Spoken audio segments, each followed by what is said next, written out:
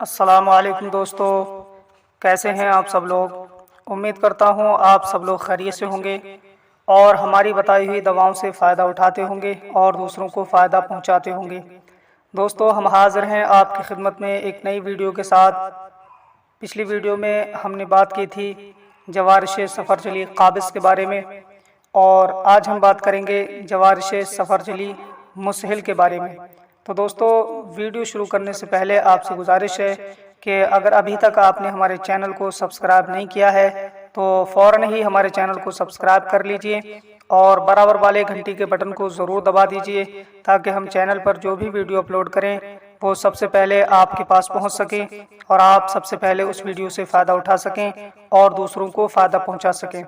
दोस्तों, हम अपने चैनल कादरी हर्बल दवाखाना के माध्यम से आपको क्लासिकल दवाओं की सारी जानकारी इंशाअल्लाह फ़राहम करते हैं और करते रहेंगे। तो दोस्तों, जो लोग भी यूनानी, आयुर्वेदिक और हर्बल दवाओं की जानकारी हासिल करना चाहते हैं वो लोग हमारे चैनल को ज़रूर सब्सक्राइब करें ताकि वो अपनी जानकारी में इजाफ़ा कर सकें। तो दोस्तों, आइए वीडियो को शुरू करते हैं।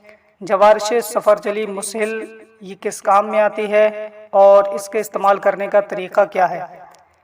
जी हाँ दोस्तों, जवारिश सफ़रजली मुसहिल ये इसके नाम से ही ज़ाहिर होता है कि ये दस्त करने वाली है, यानी दस्त लाती है और दर्द कुलंज को ज़ायल कर देती है और भूख लगाती है।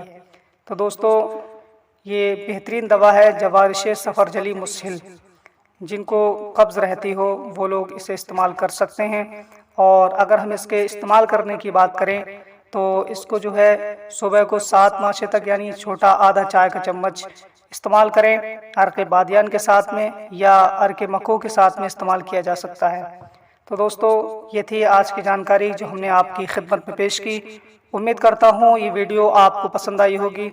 वीडियो को लाइक करें, शेयर करें और हमारे चैनल को भी सब्सक्राइब कर लें ताकि ऐसी ही जानकारी आपकी खिदमत में पहुँचती रहे और आप उससे फ़ायदा उठाते रहें। तो दोस्तों, आज के लिए बस इतना ही।